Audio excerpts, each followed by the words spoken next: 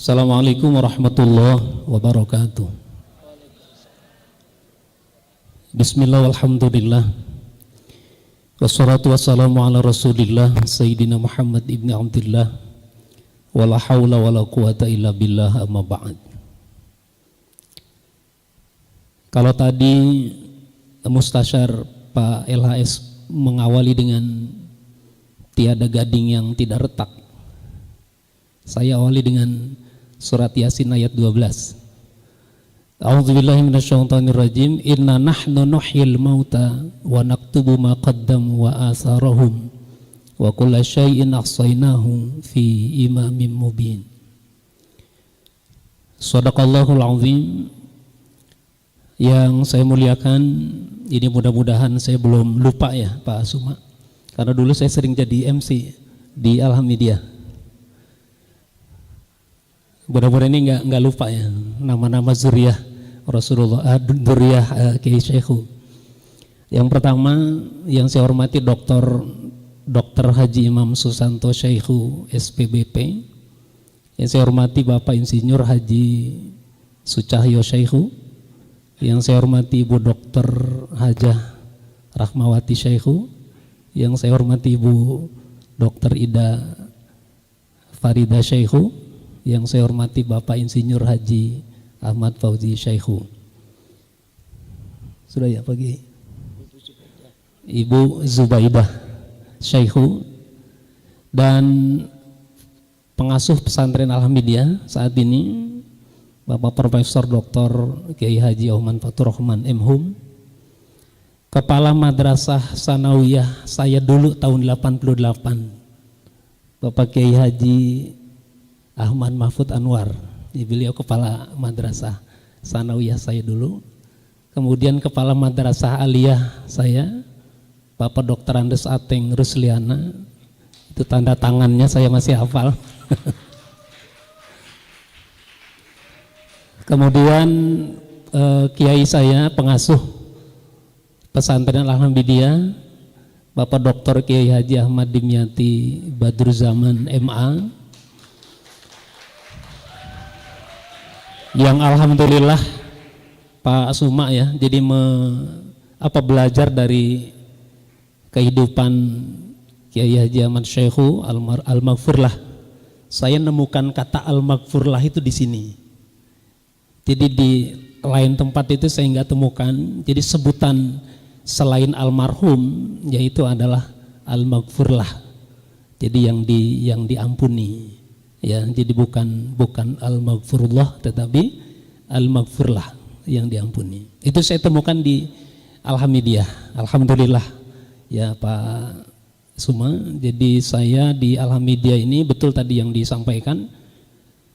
Pada tahun 88 Alhamdulillah itu buka ya Madrasah Sanawiyah. Sebelum dibuka, kami yang waktu itu sekolah di sekolah dasar dan madrasah ibtidaiyah sekitar Alhamdulillah, itu ujian akhirnya di sini, Pak Kiai. Jadi dari MI saya yang di Mampang itu, kemudian beberapa MI yang ada di sini, itu ujian akhirnya di sini. Dulu namanya apa ya? EBTA, evaluasi belajar tahap akhir, itu namanya EBTA dulu. Ya kita, kemudian saya bilang begini sama orang tua saya, udah saya sekolah di sini aja lah. Ya jadi sanawiyahnya saya di sini tahun 88. Ya kemudian juga banyak kawan-kawan saya yang sekitar Alhamdulillah itu sekolahnya di sini. Ya di Madrasah Sanawiyah. Kemudian selama 6 tahun saya di Alhamdulillah. Dan alhamdulillah satu yang saya dapatkan pengalaman bersama Kiai Haji Ahmad Syekhu. Ini berapa menit Pak Suma? 10 menit lagi. Yang pertama ya ada beberapa hal ya, jadi ini tergantung nanti waktunya aja. Yang pertama yang saya pelajari atau yang sempat bersama Al-Maghfurlah Kiai Haji Ahmad Syekhu itu pengalaman organisasi. Beliau itu ya tadi organisatoris, jadi diajarin ke santri-santrinya itu sekarang apa namanya masih ISPAH ya, Ikatan Santri Pesantren Alhamdulillah, yaitu namanya Mas ISPA. Saya waktu itu jadi wakil ketua ya, Pak Anam ya. Ya. Beliau mengajarkan organisasi yang terstruktur, bagaimana caranya santri-santri itu diajarkan berorganisasi. Tahun 92 saya mengumpulkan santri Separahyangan sebutannya itu, jadi Jawa Barat. Saya ke Dar El Kolam, kemudian saya ke Bekasi, ke Bandung, itu waktu itu saya kelas 2 aliyah tahun 92. Beliau ajarkan itu. Kita mau waktu itu mengundang MH Ainun Najib. Ya. Cuman enggak kesampaian karena beliau jadwalnya sudah penuh. Ya. Bukan Neno Warisman. MH Ainun Najib waktu itu. Kemudian terakhir MH nggak bisa hadir, kemudian diwakili oleh salah seorang pembicara dari pesantren As-Siddiqiyah. Ya.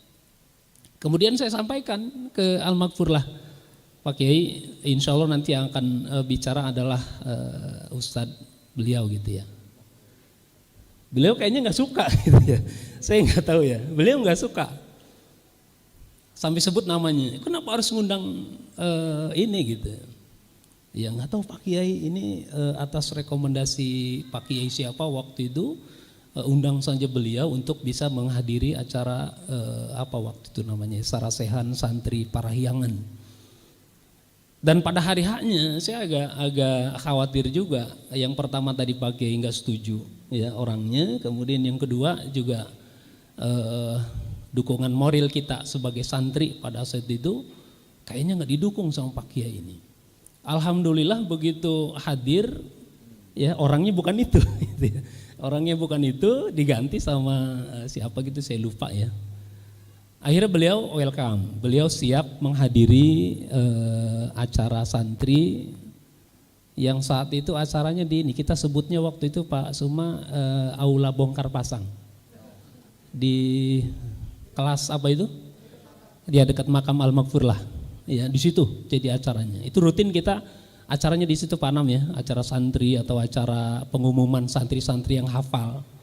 Ya, Quran itu selesai program Ramadan itu kan biasanya ada pengumuman, dibacain tuh nama-nama santri yang sudah menyelesaikan juz 30, menyelesaikan juz 1 dan lain sebagainya. Meskipun enggak dapat apa-apa ya diumumin aja, tapi santri pada saat itu ketika namanya disebut oleh Pak Kiai itu bangganya luar biasa.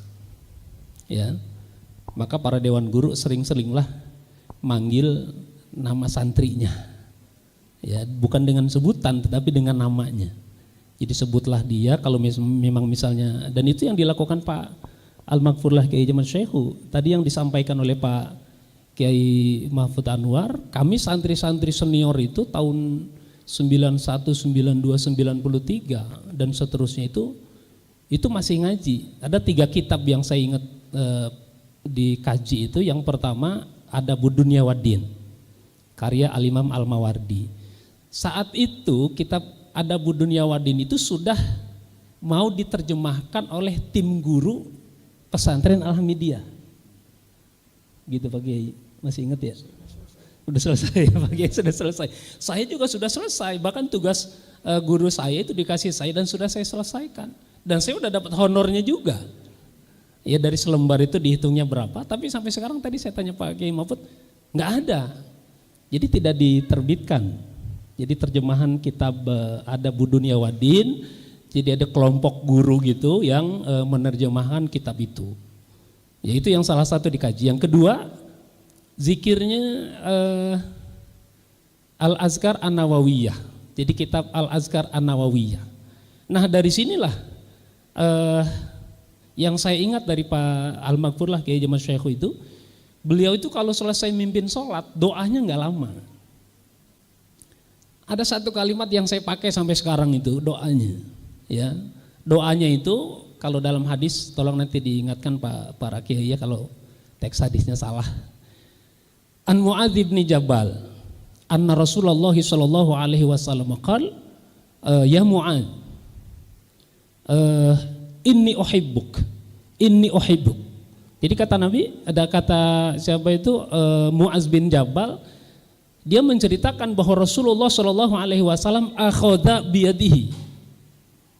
Jadi tangan Mu'adz bin Jabal tuh dipegang sama Nabi. Kata Nabi gini, ya Mu'adz, wallahi la uhibbuk, wallahi la uhibbuk. Diucapkan sampai 2 kali. Mu'adz bin Jabal, sungguh aku cinta engkau, sungguh aku cinta engkau.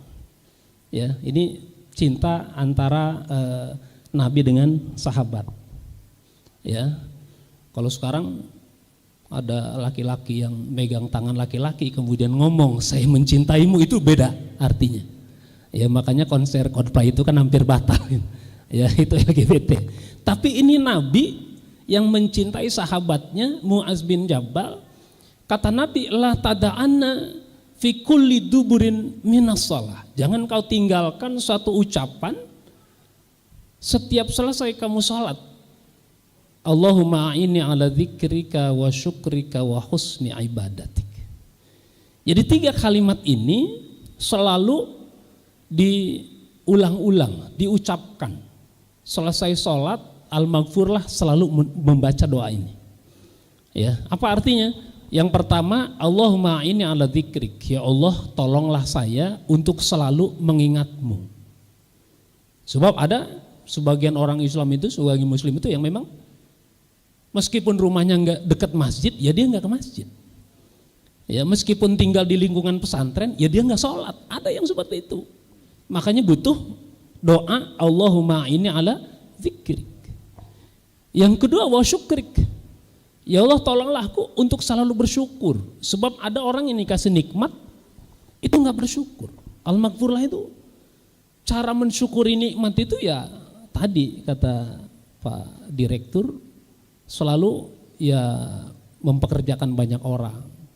Kami itu santri-santri senior itu ngaji itu tinggal ngaji. Kitab itu dibeliin sama beliau. Ya. Terakhir itu Muwatta'nya Imam Malik. Itu kan tebal kitabnya. Itu dibeliin sama beliau. Jadi santri-santrinya itu ya tinggal ngaji aja. Ya. Yang paling kita tunggu itu selesai ngaji. Karena ada makanan Mas. Ya, ada makanan-makanan yang enak gitu ya. Kormanya juga gede-gede di yang sekarang jadi kantor yayasan itu tempat kita ngaji itu di situ. Ya. Jadi santri tinggal ngaji. Ini yang saya terapkan sampai sekarang. Ya. Jadi ada 3 majelis talim saya itu yang saya beliin kitab, ibu-ibunya nggak usah beli kitab. Itu saya bagi-bagiin. Ya. Ada 1 majelis talim yang sampai sekarang nggak ngaji-ngaji lagi. Padahal saya kasih kitabnya. Ya. Itu jadi betapa beliau ini memberikan pengaruh yang sangat besar pada santri-santrinya. Pak Soheh, 1 menit lagi. 1 menit lagi. Nah, mungkin ini kalau buku yang ada di Alhamidiyah ini apakah sudah menggambarkan nih sebagai santri Pak Soheh? Betul. Ini banyak yang baru di buku Al-Hamidiyahan itu. Tadi kan kitab juga kan baru, kemudian Istiami juga itu baru. Belum ada di zaman saya. Tadi Pak Supa saya tanya, kalau di Muhammadiyah itu ada kemuhammadiyahan. Ternyata sekarang di Alhamidiyah sudah ada ke-NU-an. Sudah ada ya? Sudah ada alhamdulillah. Iya. Sekarang ke Alhamidiyahan. Abis ini Pak Anam tolong bikin kealumnian. Ya, jadi gimana alumni Alhamidiyah itu bisa tercatat ya. Kalau tadi Pak Suma udah bikin 99 tokoh NU, bikinlah 99 tokoh alumni Alhamidiyah. Karena saya lihat sudah banyak yang punya lembaga ya di Alhamidiyah itu, alumni Alhamidiyah itu ada yang punya pesantren, ada yang punya sekolah dan lain sebagainya, sehingga bisa masuk pada pengembangan di Alhamidiyah begitu saya kira. Nah itulah Pak Suma ya, sedikit hal. Sebenarnya masih ada sekitar 1 jam lagi nih saya bicara. Cuman karena waktunya udah habis ya, hadirin sekalian, nantilah kalau diundang lagi kita bicara lagi tentang Alhamidiyahan. Terima kasih. Assalamualaikum warahmatullahi wabarakatuh.